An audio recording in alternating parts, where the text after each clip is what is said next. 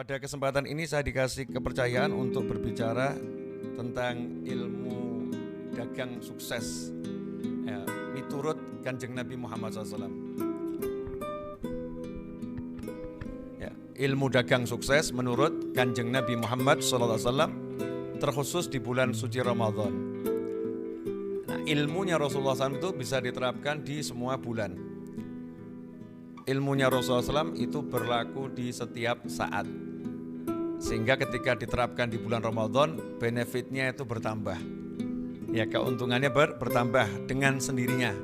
Kalau bahasa anak zaman now, itu by system.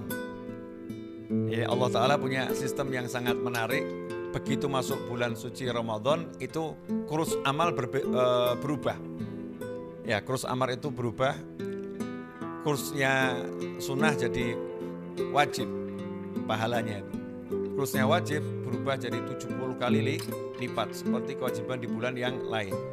Maka otomatis semua nilai ilmu dagang Nabi Muhammad SAW yang kita terapkan di bulan suci Ramadan itu akan menambah nilai kita berlipat-lipat dalam kesuksesan dunia maupun akhirat. Nah, satu hal yang saya teladani dari guru-guru saya. Jadi saya ini kebetulan ketemu guru-guru yang semuanya itu tak pernah letih berusaha, tak pernah lelah menekuni asbab, ya, upaya untuk mencari, ya, upaya untuk mendapatkan penghasilan sesuai syariat. Jadi sarana-sarana untuk mendapatkan penghasilan sesuai syariat yang kita biasa sebut dengan bekerja, kebetulan saya ketemu guru-guru yang seperti itu. Almarhum kakek saya itu wafat usia 93 tahun, rahimahullah. Ya, kakek saya namanya Ahmad bin Abdurrahman Al-Aidrus. Lahir di Pati, dulu pernah jadi guru ya di Pati juga, kemudian wafatnya di Kudus. Ya, wafat di Kudus. Kakek saya pernah ngajar di pondoknya Mbah Dullah Salam rahimahullah Kajen, ya, dan juga di tempatnya Yai Muhammadun Runting ngajar di sana. Bahkan ayah saya lahir di pondoknya Yai Muhammadun Runting, Yai Muhammadun. Kalau bibi saya lahir di pondoknya Mbah Dullah Salam. Jadi memang saya ini Solo tapi darah Patinya banyak. Makanya kalau nyambung sama Rembang ya, sama Gus Yasin itu hal yang wajar-wajar saja, nyambung sama santri Gayeng ya.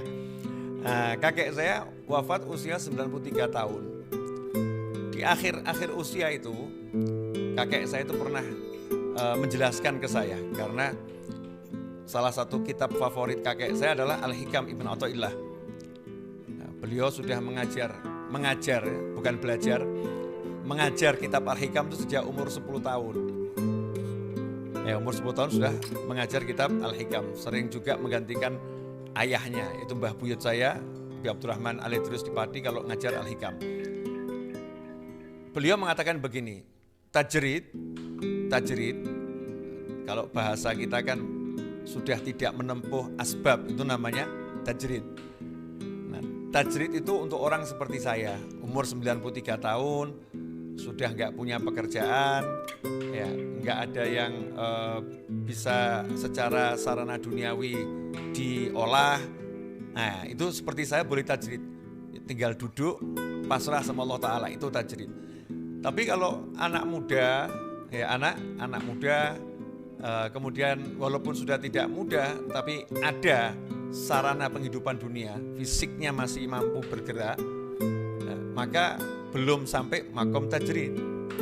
Nah, itu disampaikan kakek saya ketika memang betul-betul sudah tidak bisa keluar dari rumah.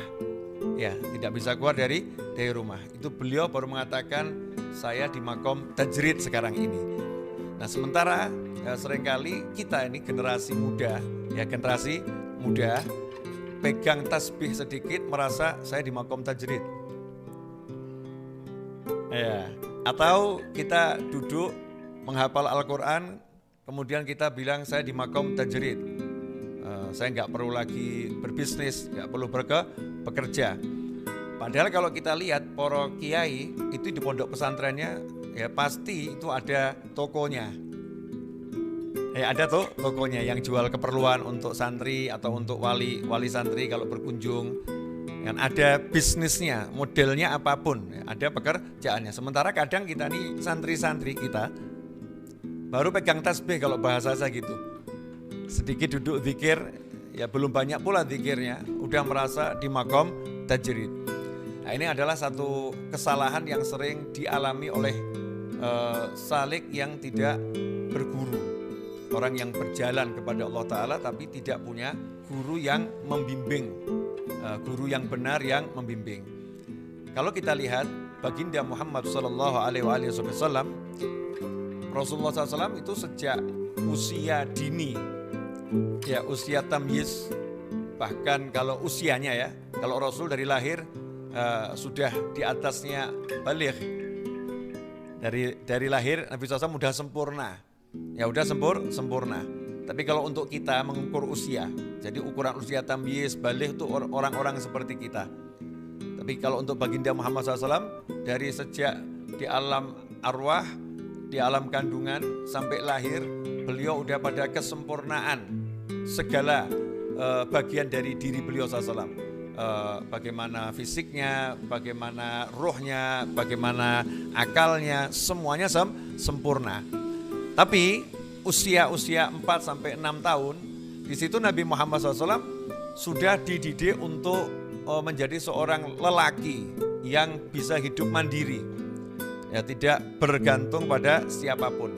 Makanya orang-orang Arab Mekah, ya orang-orang Arab Mekah dahulu biasa kalau punya anaknya itu dititipkan di desa-desa kepada ibu-ibu susu ya untuk mendapatkan ASI dari desa.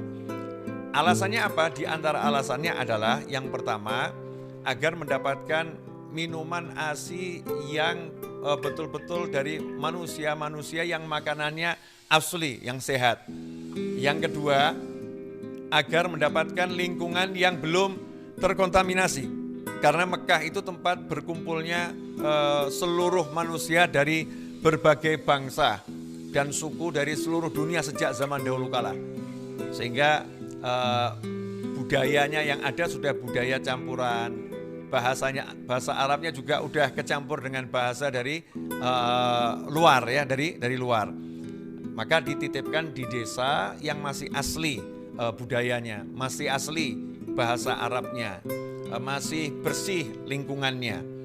Sehingga disitulah Nabi SAW banyak mendapatkan pelajaran tentang cara hidup, ya tentang cara hidup. Meskipun ada bani Rabbi fa ahsana ta'dibi, Rasulullah SAW itu dididik langsung oleh Allah Subhanahu wa Ta'ala. Cuma ini jalanan dunianya saja kita lihat, Halimatus Sa'diyah radhiyallahu anha beserta keluarganya betul-betul mendidik Nabi Muhammad SAW sampai diajari ilmu mendasar orang Arab kalau bekerja.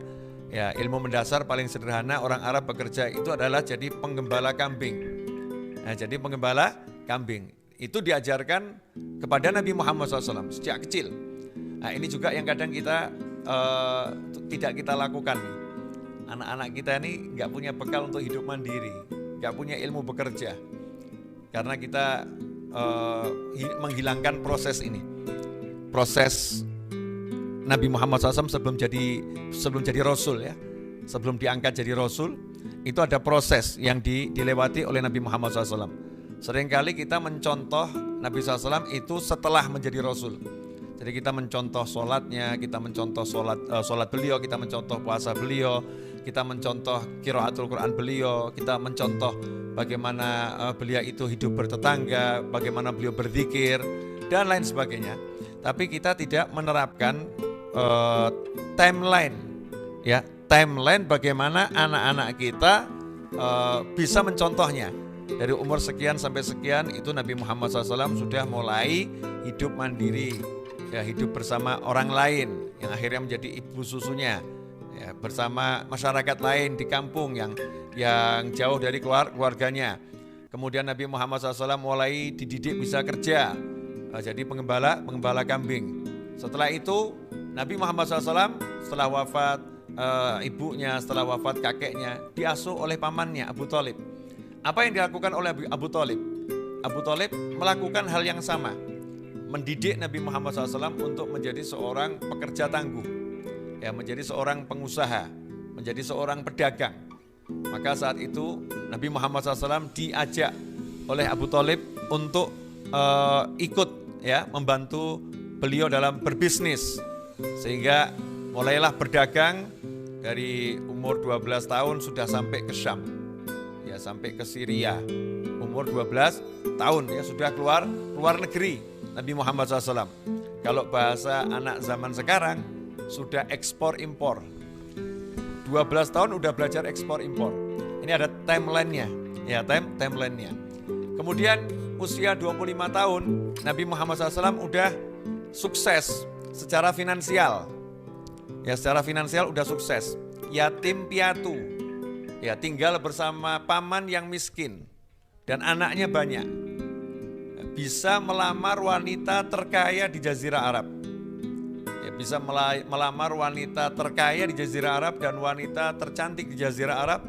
Wanita yang dipinang oleh banyak orang-orang kaya dan orang-orang berpengaruh di zaman itu. Tetapi semua lamaran ditolak, yang diterima hanya lamaran Nabi Muhammad SAW. Menikahlah dengan Sayyidah Khadijah radhiyallahu taala anha.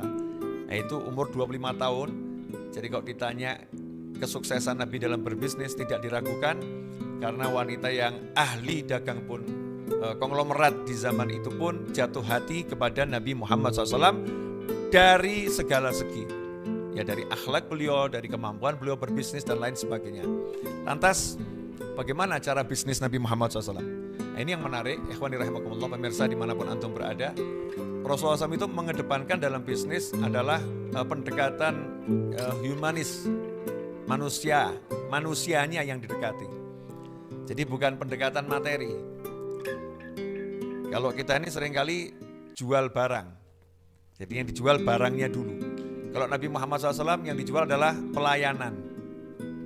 Jadi pelayanannya dulu dikedepankan, baru barangnya. Ya, pelayanan itu nomor satu. Pelayanannya sangat istimewa. Ini yang diajarkan oleh Nabi SAW dalam berdagang. Jadi mengedepankan pelayanan. Ya, bukan barangnya dulu. Barangnya pasti oke, tapi nanti dulu. Pelayanan itu nomor satu dalam kesuksesan. Nah, itulah yang diajarkan oleh Nabi Muhammad SAW, di mana beliau mengedepankan kejujuran dalam berdagang. Ini bagian dari pelayanan kepada pembeli. Ya, jujur dalam berdagang. Sampai beliau menyatakan pedagang yang jujur itu derajatnya sama dengan orang yang gugur sebagai syuhada. Gugur sebagai syuhada di medan laga loh, ya. Betul-betul perang. Kemudian seperti pahlawan-pahlawan kita yang gugur dahulu ketika memerdekakan Negara Kesatuan Republik Indonesia. Itu pahalanya sama orang yang jujur dalam berdagang, sama itu yang jujur dalam berdagang juga makom syuhada. Sampai dijanjikan seperti itu. Ini menunjukkan Nabi SAW mengedepankan pelayanan, jujurlah dalam berdagang. Kemudian Nabi SAW mengedepankan senyum, ramah, ya, lembut, dalam ucapan lembut, wajah menyenangkan. Kemudian secara sistematis Rasul pun juga mengedepankan mencatat. Jadi pencatatannya itu rapi, detail. Ya, kalau yang di hutang apa, yang cash apa, semuanya ada detailnya. Itu yang dilakukan Nabi Muhammad SAW. Nah, kemudian kualitas barangnya, ya, menjual barang yang berkualitas dan dengan cara yang sangat indah dan harganya murah. Nabi SAW mengejar omset, ya, omsetnya yang banyak agar barang ini lakunya cepat, ya, menjual dengan cepat, menjual banyak dan menjual untung, nggak rugi. Nah, yang menarik, setiap kali seseorang itu berbisnis dengan Nabi Muhammad SAW, maka siapapun yang tersentuh dengan style bisnis Nabi Muhammad SAW, gaya bisnis Nabi Muhammad SAW, gak akan cari orang lain. Ya, gak akan cari orang lain. Semuanya puas, semuanya kemudian mengatakan ya udah saya akan beli barang hanya dari beliau. Ya, saya kalau mau beli barang hanya dari beliau. Sehingga diceritakan setiap kali Nabi Muhammad SAW itu berangkat ke luar negeri membawa barang dagangan, tidak pernah lama, belum ditaruh kalau bahasa kita sudah habis. Ya, belum ditaruh sudah habis. Bagaimana bisa seperti itu? Ya tadi itu, karena memang beliau mengutamakan pelayanan yang terbaik, kemudian juga barangnya berkualitas. Yang ketiga, harganya murah, ya tanpa merugikan orang lain. Ya tanpa merugikan orang lain. Ikhwani rahimakumullah. Nah, yang terjadi dengan kita saat ini, mungkin kita ini dalam berdagang, khususnya di bulan suci Ramadan, kita kurang meneladani ilmunya Nabi Muhammad SAW. Mungkin kita nggak berpikir gimana caranya menjual cepat, ya dan untung dapat. Ya, menjual cepat dan untung dapat. Mungkin kita nggak berpikir bagaimana caranya yang beli tidak ingin pindah ke lain hati agar selalu membeli barang kita. Di antara yang paling pokok adalah kejujuran dan juga tidak mahal. Ya, tidak mahal, murah tapi nggak rugi. Contoh kejujuran yang diterapkan oleh para ulama ya, dalam berdagang meneladani Nabi Muhammad SAW adalah Syekh Muhammad Ibnul Munkadir. Ya, Syekh Muhammad Ibnul Munkadir rahimahullah adalah seorang ulama besar, waliullah yang punya toko. Ya, tokonya jual pakaian. Ya, jual pakaian. Seperti Sayyidina Abu Bakar As-Siddiq radhiyallahu anhu, kita mengetahui Sayyidina Abu Bakar As-Siddiq radhiyallahu anhu terkenal dahulu sebagai pedagang pakaian. Beliau suka bawa memikul sendiri ya dagangannya ke pasar. Itu Sayyidina Abu Bakar As-Siddiq radhiyallahu anhu. Kita juga lihat Sayyidina Utsman bin Affan, Sayyidina Umar bin Khattab radhiyallahu anhuma juga adalah seorang pedagang yang ulung. Semuanya seperti itu ya. Nah, Syekh Muhammad Ibnul Munkadir radhiyallahu anhu punya toko pakaian dan menjual pakaian dua jenis. Pakaian yang high quality sama yang pakaian kualitas biasa. Jadi pakaian ini sangat berkualitas, harganya 10 dirham. Yang ini biasa kualitasnya, diskon 50%. Jadi harganya hanya 5 dirham. Yang satu 5 dirham, yang satu 10 dirham. Suatu hari beliau berpesan kepada yang di tokonya yang jaga, jangan sampai salah harga ya, yang 10 ya 10, yang 5 ya 5. Beliau pergi meninggalkan tokonya untuk suatu keperluan, untuk sholat kalau saya nggak salah baca di kitab, beliau untuk sholat.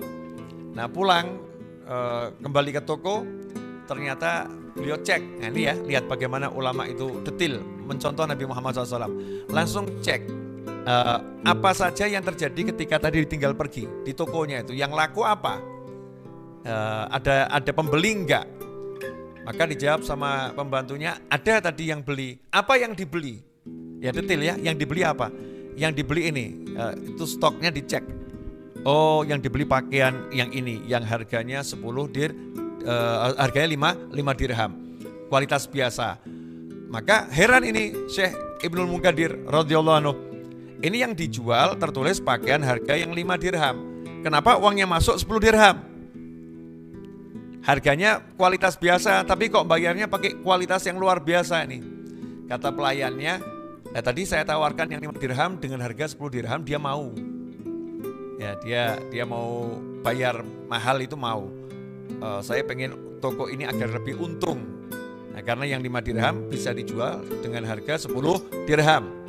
Kalau kita akan bilang sama karyawan kita, oh Masya Allah, ini karyawan teladan, betul nih jaga toko ya seperti ini, improvisasi. Tapi apa yang dilakukan oleh Syekh Ibnul Munkadir radhiyallahu anhu, marah sejadi-jadinya. Siapa yang beli tadi ini? Ya, yang beli ini tadi siapa? Orang desa, tidak kenal. Di mana orangnya? Tadi perginya ke sana. Akhirnya beliau keluar meninggalkan tokonya, keliling satu kota, cari orang tersebut. Dicari sampai akhirnya ketemu, radhiyallahu anhu. Setelah ketemu, maka beliau nanya sama orang tadi, kamu tadi beli di toko pakaian ya? Iya.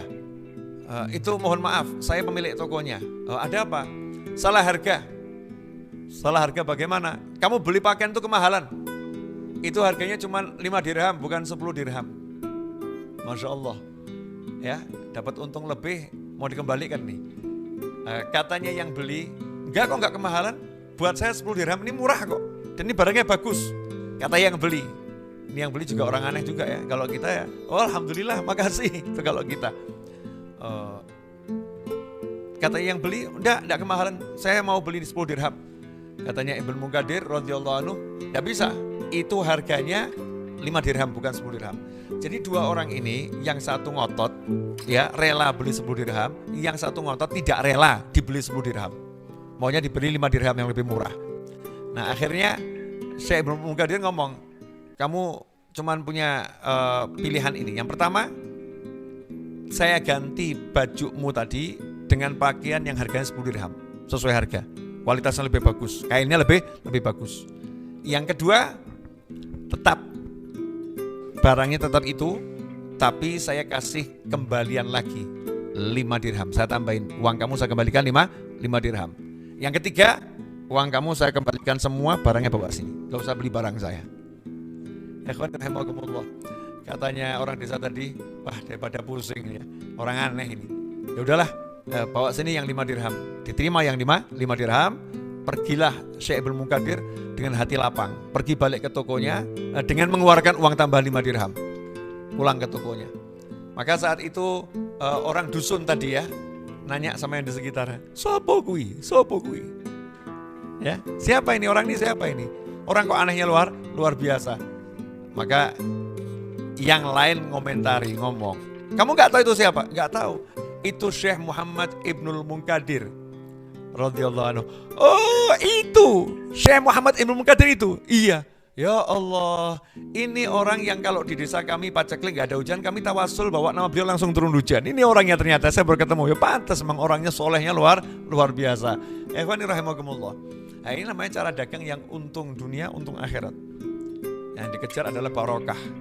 Ya, nilai tambah ukhrawi. Barokah ini kan nilai tambah yang gak ada dalam buku ekonomi. Nah, dalam buku ekonomi kan 1 tambah 1 sama dengan 2. Kalau barokah tuh 1 tambah barokah sama dengan unlimited. Ya enggak ada apa namanya? Tolok ukurnya. Keuntungan yang tidak bisa diprediksi. Barokah itu akan menyebabkan Allah kasih rezeki min haitsu la yahtasib. Ya min haitsu la yahtasib. Nah, di bulan Ramadan seperti saat ini, saat contohnya masyarakat itu kesulitan waktu itu cari minyak goreng ya, atau mungkin ada mulai harga barang itu naik ya, harga barang itu tinggi karena memang bulan Ramadan banyak orang butuh. Kalau permintaan banyak itu kan biasa, kalau barangnya sedikit harganya naik. Ya kalau naik wajar, gak jadi masalah karena mungkin transportasinya memang naik. Jangan sampai kita memanfaatkan bulan suci Ramadan untuk mengeruk keuntungan di atas susahnya orang lain. Kemudian kita jual beras semahal-mahalnya, kita buka toko, kita jual makanan pokok semahal-mahalnya, jual minyak goreng semahal-mahalnya, karena kita punya stok yang banyak. Yang seperti ini sesuatu yang sangat tidak terpuji di dalam jalan yang dicontohkan oleh Nabi Muhammad SAW. Seharusnya ya kita justru ya berbagi dengan yang lain. Dengan mengurangi keuntungan kita secara finansial berkurang, tapi secara hitungannya Allah Ta'ala jadi bertambah. Itu termasuk sedekah sir, ya, sedekah rahasia. Mestinya kita bisa untung 100, kok kita ambil untung cuman 10. Nah, yang 90 kita niatkan sedekah rahasia. Ini cara berdagang yang sangat barokah ya di bulan suci Ramadan maupun di bulan-bulan yang lain. Kita beri harga yang murah, tapi masuk akal tanpa merugikan kita. Maka insya Allah apa yang kita lakukan itu menjadi kebahagiaan untuk orang banyak. Dan tentunya kalau kita menyenangkan orang, kita akan disenangkan oleh Allah Subhanahu wa ta'ala. Ikhwani rahimakumullah.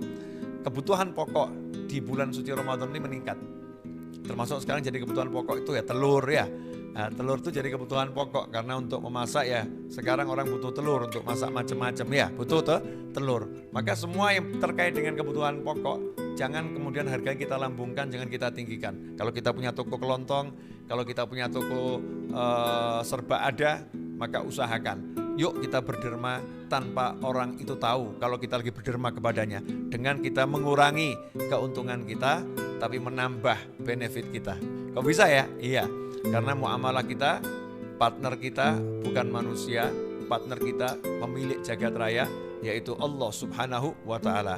Yuk kita mulai berpikir berbisnis dengan Allah Subhanahu wa Ta'ala dengan mengandalkan nilai-nilai tambahan yang sudah pasti diberikan oleh Allah Subhanahu wa Ta'ala. Ikhwani rahimakumullah, alhamdulillah tidak terasa saya sudah menyampaikan uraian singkat di bulan suci Ramadan ini selama 27 menit.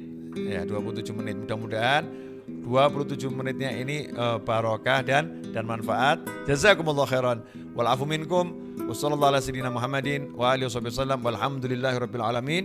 Wassalamualaikum warahmatullahi wabarakatuh.